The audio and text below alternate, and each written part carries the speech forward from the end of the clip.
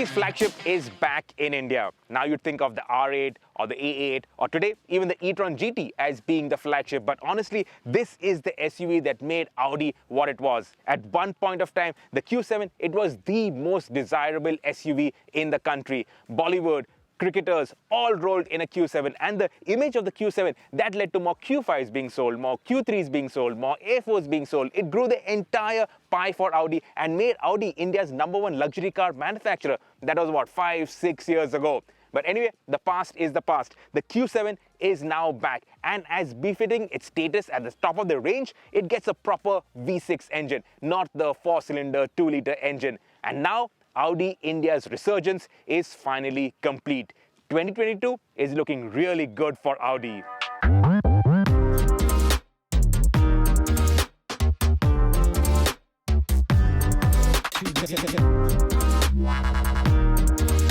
So visually, what's new? Well, of course, the grille. The size has not changed, but what's different is earlier it had those prominent horizontal slats. Now it's got these vertical slats in chrome. So that's the big differentiator visually. And these headlamps, they have a new LED DRL graphic. These are matrix LED headlamps, which look very Washprung durch technique. Over at the sides, you get 19-inch wheels. Now these are not run flat tires, these are regular tires, but there is no space for a spare, so there's no spare in that, so that's something to think about. As you can see, it's long, it's really long. Look at the length of the wheelbase. The running boards, that makes ingress, egress easier. This has got air suspension, we'll talk about that later. Right now it's in dynamic mode, that's why it's sitting lower. It improves the stance, but normally it sits a little higher, you get better ground clearance. And over at the rear, you get these new LED graphics, which also looks very cool. You also have this chrome strip that connects the tail lamps. Now on the EVs, this strip is actually lit up, whereas on the combustion engine cars, this is in chrome. But it looks cool, it connects with Audi's design language. Now, like you've seen, not much has really changed with the Q7 visually, but the inherent design of the Q7 is just so distinctive that you notice it. You know that this is the Q7, and all these small updates also make it look new. So that's a good thing. And now, before we go into the driving, a reminder to hit that bell icon to stay notified for our videos, hit the subscribe button, and also give us a thumbs up if you enjoy this video and share this video with like-minded enthusiasts.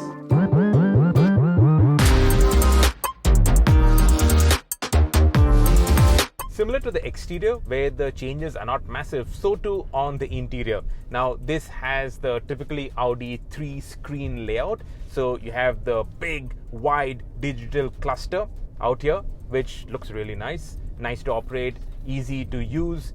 You get the touchscreen infotainment, and below that you get another digital panel where you can adjust the aircon temperature. All the aircon stuff is on this, and if you use the inbuilt navigation, you can enter destinations using this third touchscreen. So 3-screen layout, which would have been cool in 2019 when this updated Q7 was launched in Europe, but now this is familiar. We've seen this on everything. The Q8, the A8, the e-tron, all of them have this. So this is now familiar. It's nice, but it is familiar.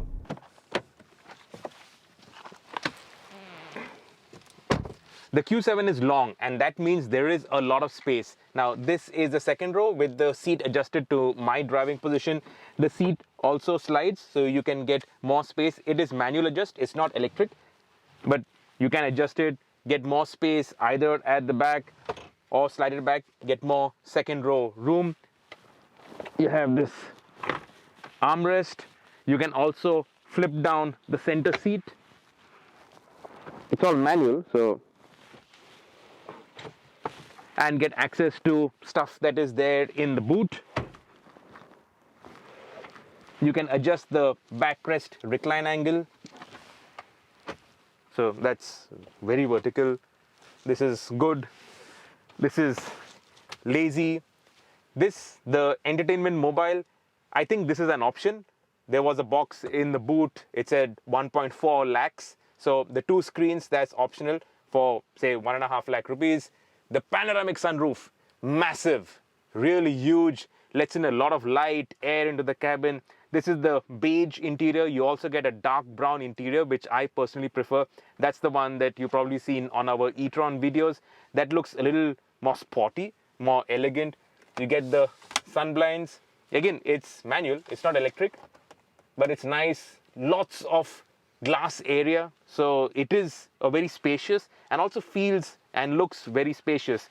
Now the seats, it is split into 3 equal parts, so even in the center it's actually comfortable. Of course, you do have a transmission tunnel. This is 4-wheel drive, and the backrest is a little firm, little too hard, but the seats, they are comfortable. They're nice. Over a long journey, sitting in the back of the Q7, this will be lovely. The all-important third row, because this is what made the Q7 really popular. So you can slide the seat in front, you can fold it down, push, lift, goes in front, and then you climb in at the back. Okay, I remember this being a little more comfortable, or maybe we've grown, but I think I can barely fit in out here. Okay, so for short airport runs, maybe this would be okay, but not for a longer distance. But it's usable.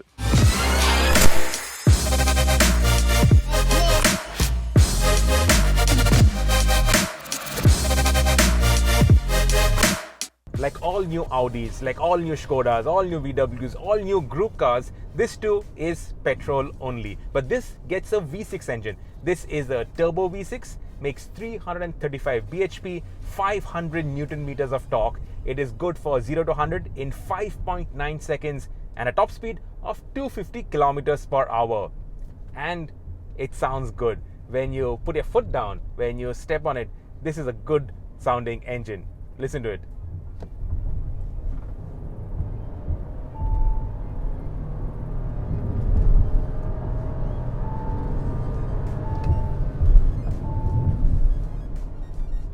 And the turn of speed is solid. Plus, because this is turbocharged, there is a lot of low down grunt, so it doesn't lack for power or performance anywhere in the rev range. You just flex your right foot and there is enough and more power on tap. I really like this engine. It's such a sweet revving, enthusiastic motor. You get paddle shifters for the gearbox, you get a sport mode for the gearbox, and you also get drive modes. So right now it's in auto. You can stick it in dynamic. Now dynamic obviously quickens the gear shifts, makes the engine more responsive, more enthusiastic, and it stiffens up the suspension. Now this is not merely adaptive suspension. This is air suspension with height control. So it has 900 millimeters of travel, which is a lot. We'll talk about the other benefits of 900 millimeters of travel, but while you're driving on the road, this lowers the car, it settles the car, it tightens up the dampers, it reduces the body roll to an extent, makes it more manageable. This is, of course, a big SUV, and nowhere do you not feel its size. It definitely feels big. And that's what customers want, right? Customers are paying big money for a big luxury SUV, so they want to feel like they're driving a big car. But it's easy to handle, easy to throw around bends. It's not the most enthusiastic or engaging SUV, to be honest. And X5 for that matter, the Cayenne, those are better handling SUVs. But this, the party trick, is the ride comfort. It's the ease with which you can swallow in big miles comfortably.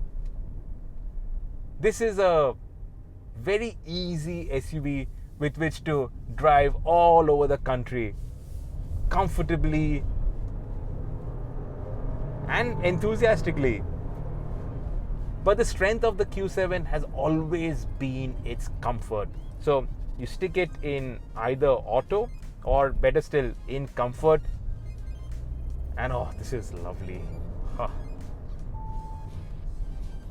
Modern SUVs, in that quest for handling, they're getting stiffer, they don't ride as well. But this, the ride is beautiful. It just soaks in everything. It's such a nice, relaxed, loping gait. Oh, it's lovely.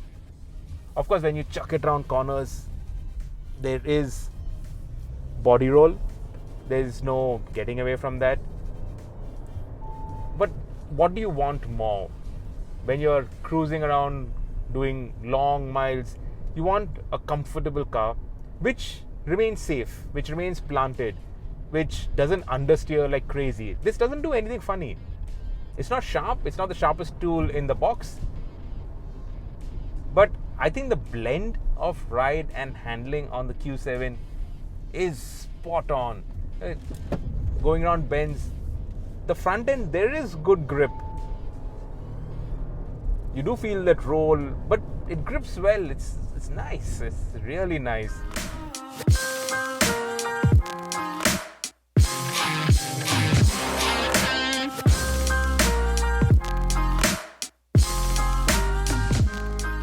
Coming into this test, you expected the Q7 is just a facelift, right?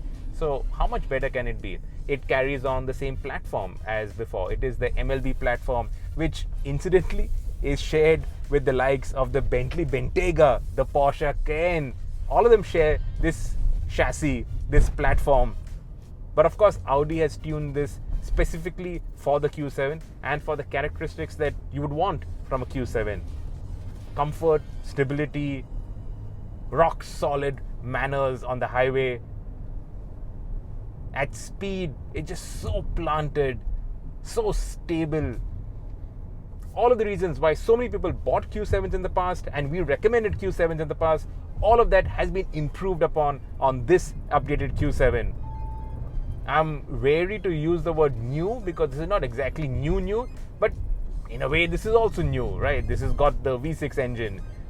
This has got updated styling. This has got the newer interiors. And this is a great addition to the luxury car market. And I must also point out the other thing that it can do. That's a Fortuner over there. Wherever the Fortuner can go, the Q7 can follow. I've driven the Q7 in the past off-road. Not this particular car and not the facelift, but the earlier Q7. I have driven it off-road. And it is one of the most capable luxury SUVs off the road. So you get an all-road mode, which is sort of like dirt tracks. All-road works well. And then you get an off-road mode where you can really raise the suspension. You can get enormous ground clearance.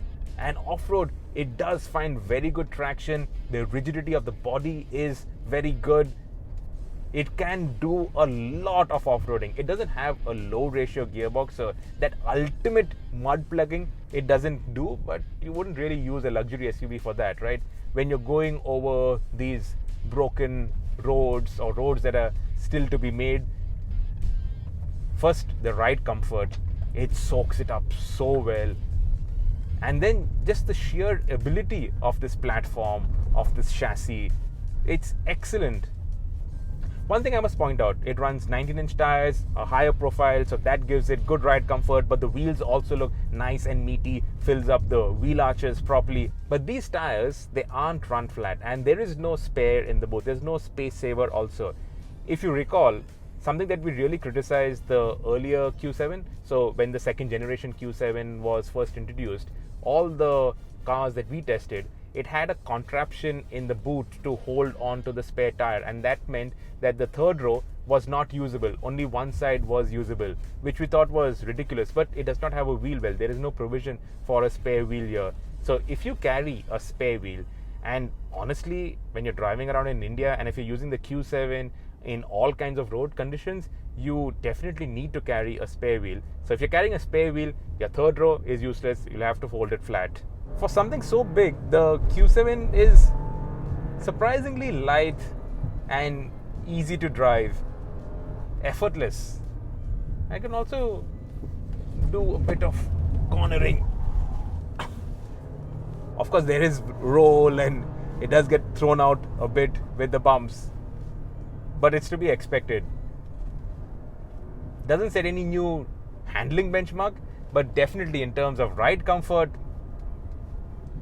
spot on.